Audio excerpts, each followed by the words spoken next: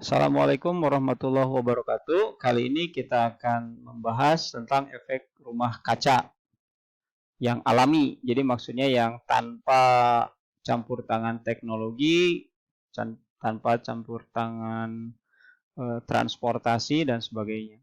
Jadi efek rumah kaca ini merupakan peran dari atmosfer bumi. Ini kandungan atmosfer bumi ya, 78% nitrogen, 21% oksigen, dan 1% CO2, CO, dan gas yang lainnya. Nah, selama tidak ada campur tangan teknologi atau transportasi, maka kandungan ini akan selalu terjaga seperti ini. Jadi, walaupun manusia, misalnya dia mengambil oksigen dan mengeluarkan CO2, CO2 ini kemudian akan diambil oleh pohon, dan pohon akan mengeluarkan O2. Jadi secara keseluruhan, kandungan dari ini akan selalu terjaga seperti ini. Nah, fungsi dari atmosfer ini sendiri adalah ketika ada radiasi dari matahari, ya, maka sebagian dari radiasi ini akan dipantulkan kembali ke luar angkasa dan sebagian lagi akan diserap. Ini menyebabkan ini seperti pelindung. Jadi matahari di siang hari tidak terlalu panas. Karena hanya sebagian yang diserap oleh bumi. Ini di sisi yang sebelah sini, ini sisi yang siang. Sementara di sisi yang malam, ini kondisi bumi akan lebih hangat daripada kondisi luar angkasa. Akibatnya adalah bumi yang akan meradiasikan panas ke luar angkasa. Tapi ya, lagi-lagi karena adanya atmosfer, tidak semuanya dilepaskan, tapi sebagian dipantulkan kembali. Ya, jadi yang ini bumi memancarkan radiasi, biasanya radiasi inframerah, terus kemudian sebagian radiasi dipantulkan, dan yang terakhir sebagian lagi menembus atmosfer dan akan lepas ke luar angkasa. Nah, hal ini juga menguntungkan dengan komposisi atmosfer seperti ini.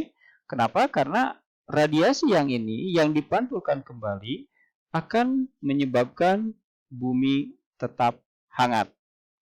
Jadi efek rumah kaca akibat atmosfer yang alami, yang kandungan CO2-nya pada kondisi seperti ini, ya, tidak ada campur tangan dari teknologi atau transportasi, ya, tidak ada pembakaran BBM, ini akan menguntungkan karena menyebabkan suhu bumi di siang hari tidak terlalu panas, sebagian dipantulkan, dan pada malam hari tidak terlalu dingin. Ada sebagian yang dipantulkan balik lagi. Oke, kita bandingkan dengan di Merkurius. Merkurius itu nggak punya atmosfer atau atmosfernya sangat tipis. Maka kamu lihat di sini, suhu maksimumnya di siang hari bisa sampai 427 derajat Celcius. Sangat panas. Dan suhu minimumnya minus 173 derajat Celcius. Jadi di sana tidak akan pernah ada air yang berwujud cair. Di siang hari, kalaupun ada air, di siang hari wujudnya akan gas. Di malam hari wujudnya akan beku. Oke. Nah, sekarang bagaimana kalau misalnya atmosfer ini dipengaruhi oleh aktivitas manusia? Oke. Kondisi sekarang jumlah manusia semakin banyak. Ada pembakaran dari kendaraan dan industri. Ini menghasilkan pembakaran gas CO2, ya. Mobil menghasilkan CO2. Ada illegal logging, ya. Illegal logging itu ya pembalakan liar, penebangan pohon secara liar. Akhirnya apa? Akhirnya adalah sekarang atmosfer dipenuhi oleh gas-gas rumah kaca seperti CO2. Ya. Nah, apa yang terjadi ketika atmosfernya dipenuhi oleh gas rumah kaca atau kandungan CO2 di atmosfer bertambah, maka ketika bumi meradiasikan panas, yang diteruskan akan sedikit, sementara yang dipantulkan akan banyak. Ya, ini juga sama, bumi meradiasikan, ya, lebih banyak radiasi inframerah yang dipantulkan kembali ke bumi. Ya, ini menyebabkan suhu rata-rata bumi naik dan disebut sebagai global warming. Jadi global warming disebabkan oleh efek rumah kaca. Ya, efek rumah kaca itu adalah terperangkapnya radiasi dari bumi akibat pantulan radiasi oleh gas rumah kaca. Dalam hal ini misalkan CO2, CH4, dan yang lainnya. Nah, inilah yang menyebabkan bumi semakin panas suhunya.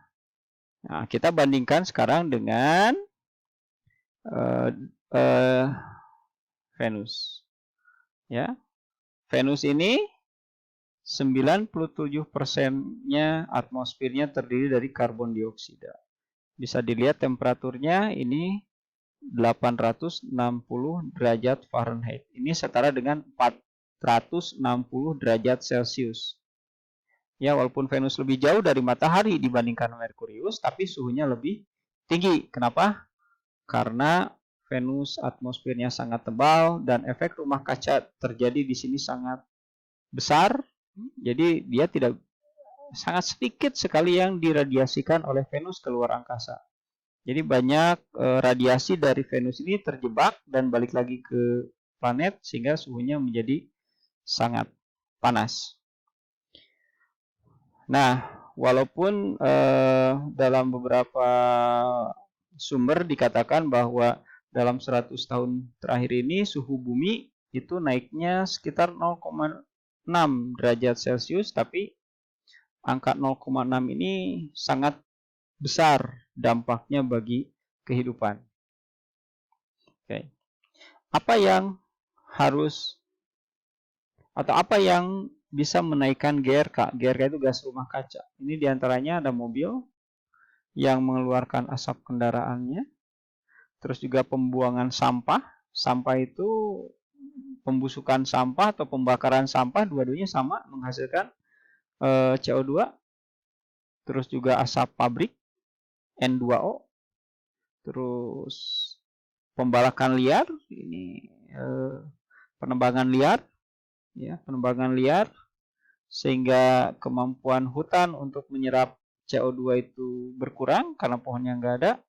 Sapi, dia menghasilkan gas CH4 juga sebagai gas rumah kaca, GRK. Dan yang ini adalah GRK yang disebabkan oleh aktivitas gunung berapi. Apa yang bisa kita lakukan? Yang pertama adalah membiasakan diri berjalan untuk jarak tempuh yang dekat. Misalnya dari rumah ke sekolah berjalan aja untuk mengurangi penggunaan kendaraan, terus mengurangi pembakaran sampah, reduce, reuse, recycle di situ, hemat kertas. Yang ketiga, hemat kertas ini ya karena apa? Karena kita tahu kertas terbuat dari pohon, kayu. Jadi kalau kita hemat kertas, maka kita akan menyelamatkan beberapa pohon mungkin. Tapi ya terus juga membatasi penggunaan AC, menanam pohon, ya. Ada hubungannya tadi karena pohon itu bisa menyerap CO2, pohon bisa menyerap gas rumah kaca CO2 dan juga menghemat listrik karena sebagian listrik juga dihasilkan dari pembakaran bahan bakar minyak. Nah, tetapi ya keenam hal yang ini itu harus kita lakukan secara bersama-sama, kompak, semua orang, ya. Jadi kalau hanya sendiri-sendiri biasanya ya kurang berdampak. Tapi insya Allah dengan masyarakat yang teredukasi, terdidik, ya, menyadari bahwa bahaya dari pemanasan global sehingga mereka bisa melakukan hal-hal seperti ini secara serempak. Sehingga kita bisa memperbaiki lingkungan kita nantinya. Oke, mungkin itu yang bisa disampaikan pada kesempatan ini. Terima kasih. Assalamualaikum warahmatullahi wabarakatuh.